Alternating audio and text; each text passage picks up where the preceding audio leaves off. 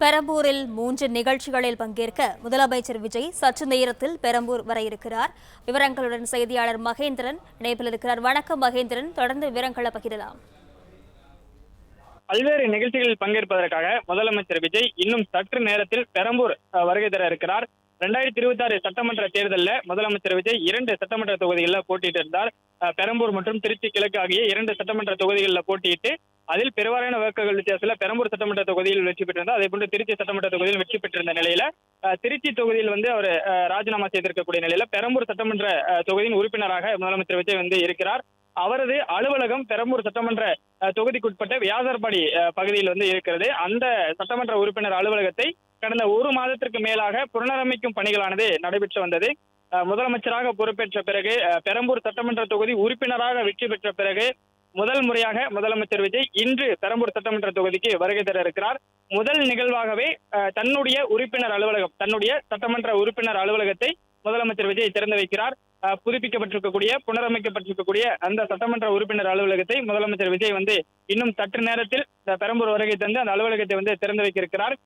குறிப்பாக தேர்தலில் வெற்றி பெறுவதற்கு முன்பாகவே அந்த வாக்குறுதிகளை அளிக்கும் போதே முதலமைச்சர் விஜய் ஒவ்வொரு மாதத்திற்கு ஒரு முறை நான் வெற்றி பெறக்கூடிய சட்டமன்ற தொகுதிக்கு மாதத்திற்கு ஒரு முறை நிச்சயம் மக்களை சந்திப்பேன் என்று உறுதியளித்திருந்தார். அதன் அடிப்படையில் இன்று முதலமைச்சர் விஜய் தேர்தலில் வெற்றி பெற்ற பிறகு முதலமைச்சரான பிறகு முதல் முறையாக தன்னுடைய சட்டமன்ற தொகுதிக்கு வருகை தர இருக்கிறார். தாங்கள் ஓட்டு போட்டு வெற்றி பெற்று இன்று முதலமைச்சராக வீற்றிருக்கக்கூடிய முதலமைச்சரை பார்ப்பதற்காக ஏராளமான தொண்டர்களும் கட்சி நிர்வாகிகளும் அதே போன்று பொதுமக்களும் பெரம்பூர் தொகுதியை சேர்ந்தவர்கள் இங்கு காத்து இருக்கிறார்கள். முதலமைச்சர் பெரம்பூர் சட்டமன்ற தொகுதி அலுவலகத்தை திறந்து வைக்க வருகை தருகிறார் என்ற செய்தியை அறிந்தவுடன் அருகில் இருக்கக்கூடிய ஏராளமான தொண்டர்களும் பொதுமக்களும் இந்த பெரம்பூர் சட்டமன்ற தொகுதி இருக்கக்கூடிய பகுதியில் கூடியிருக்கிறார்கள். முதலமைச்சரை வரவேற்கும் விதமாக முதலமைச்சரின் புகைப்படங்களை வைத்துக் கொண்டு அவர்கள் வெளியில் காத்திருக்கிறார்கள். இன்னும் சற்று நேரத்தில் முதலமைச்சர் பெரம்பூர் சட்டமன்ற உறுப்பினர் அலுவலகத்தை திறந்து வைப்பதற்காக பெரம்பூர் தொகுதிக்கு வரவிருக்கிறார். இந்த ஒரு நிகழ்வு மட்டுமல்ல, மேலும் 3 நிகழ்ச்சிகளும் முதலமைச்சர் கலந்து கொள்ள இருக்கிறார். பெரம்பூர் சட்டமன்ற உறுப்பினர் அலுவலகத்தை திறந்து வைத்த பிறகாக இ சேவை மையம் ஒன்று அமைக்கப்பட்டிருக்கிறது. அந்த இ சேவை மையத்தினையும் திறந்து வைத்து அதன் சேவைகளையும் முதலமைச்சர் இன்று முதல் தொடங்கி வைக்க இருக்கிறார். அது மட்டுமின்றி பிரத்யேக செயலி பெரம்பூர் தொகுதிக்குட்பட்ட பகுதி மக்களுடைய கோரிக்கைகளை மக்கள் தெரிவிக்கக்கூடிய வகையிலும் அதனை தீர்த்து வைக்கக்கூடிய வகையிலும் ஒரு பிரத்யேக செயலி ஒன்று உருவாக்கப்பட்டிருக்கிறது. பெரம்பூர் மக்கள் சேவை தளம் என்கிற அந்த செயலியை முதலமைச்சர் விஜய் தன்னுடைய சட்டமன்ற உறுப்பினர் அலுவலகத்தை திறந்து வைத்த பிறகாக அந்த செயலியையும் அறிமுகப்படுத்தி வைக்கிறார். அறிமுகப்படுத்தி வைக்கக்கூடிய நிலையில குறிப்பாக அதுல கழிவுநீர், மின்சாரம், குடிநீர் உள்ளிட்ட அத்தியாவசிய தேவைகள் குறித்த புகார்கள் பெரம்பூர் தொகுதிக்குட்பட்ட மக்களிடம் இருக்குமேயானால் அந்த புகாரை வாட்ஸ்அப் மூலம், எழுத்து மூலமாகவோ அல்லது குரல் பதிவு மூலமாகவோ தெரிவிக்கலாம்.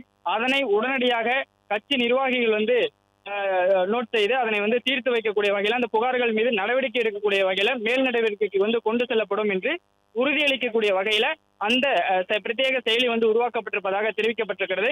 அந்த செயலியிலேயே தங்களுடைய புகார் தற்போது எந்த நிலையில் இருக்கிறது, நாம் அளித்த புகார் அடுத்த கட்ட நடவடிக்கைக்கு சென்றிருக்கிறதா அல்லது அதே நிலையில் இருக்கிறதா என்பதை தெரிந்து கொள்ளக்கூடிய வகையில அந்த செயலி வடிவமைக்கப்பட்டிருப்பதாக தெரிவிக்கப்பட்டிருக்கிறது.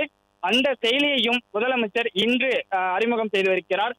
தன்னுடைய தொகுதி மக்களுக்கு இந்த பிரத்யேக செயலியை அறிமுகம் செய்யக்கூடிய முதலமைச்சர் தன்னுடைய தொகுதி மக்கள் தங்களுக்கு தேவையான அடிப்படை வசதிகளை வேண்டி அந்த செயலி மூலமாக தங்கள் குறைகளையும் புகார்களையும் தெரிவிக்கலாம் என்று சொல்லப்பட்டிருக்கிறது.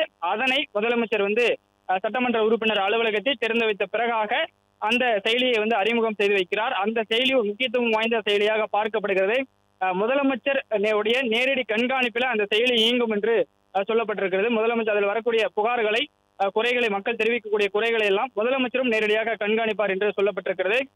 செயலியை அறிமுகம் செய்து வைத்த பிறகாக அரசு நிகழ்ச்சி ஏற்பாடு செய்யப்பட்டிருக்கிறது.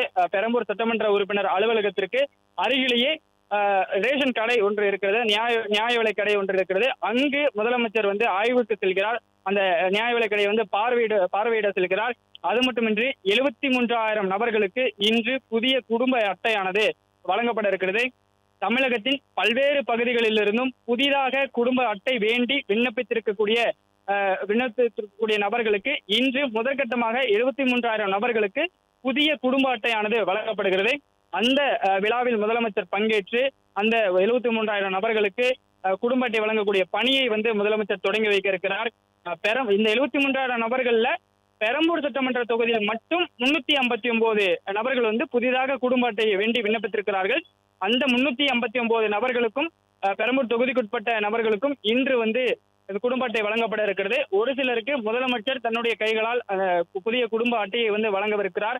அது மட்டுமின்றி ரேஷன் பொருட்களையும் அந்த குடும்ப அட்டைக்கு தேவையான என்னென்ன ரேஷன் பொருட்கள் கொடுப்பார்களோ அரிசி சர்க்கரை உள்ளிட்ட ரேஷன் பொருட்களையும் முதலமைச்சர் தன்னுடைய கைகளால் வந்து ஒரு சில நபர்களுக்கு இன்று வழங்கவிருக்கிறார்.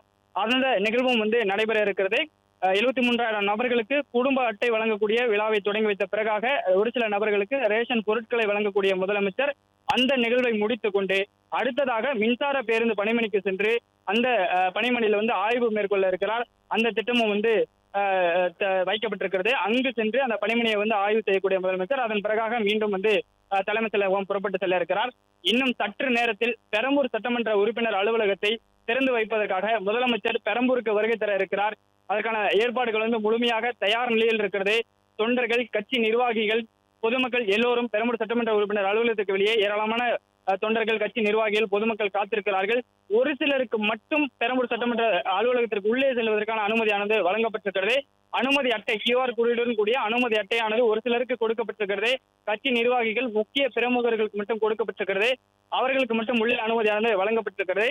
இன்று தன்னுடைய சட்டமன்ற உறுப்பினர் அலுவலகத்தை திறந்து வைக்க முதலமைச்சர் வரக்கூடிய நிலையில இந்த விழாவில் பங்கேற்பதற்காக அமைச்சர்களும் வந்து வருகை தந்திருக்கிறார்கள். வருவாய் மற்றும் பேரிடர் மேலாண்மை துறை அமைச்சர் செங்கோட்டையன் சற்று முன்னதாக வந்து பெரம்பூர் சட்டமன்ற உறுப்பினர் அலுவலகத்திற்கு வருகை தந்திருக்கிறார். தொடர்ச்சியாக அடுத்தடுத்து அமைச்சர்கள் வர தொடங்கி இருக்கிறார்கள். இன்னும் சற்று நேரத்தில் முதலமைச்சரும் தன்னுடைய சட்டமன்ற உறுப்பினர் அலுவலகத்தை திறந்து வைப்பதற்காக வருகை தர இருக்கிறார்.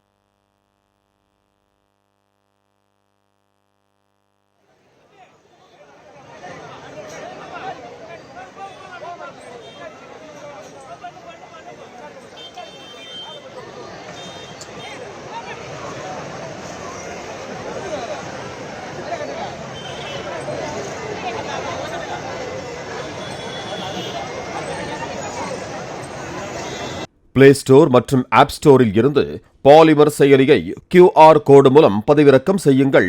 செய்திகளை உடனுக்குடன் பெறுங்கள்.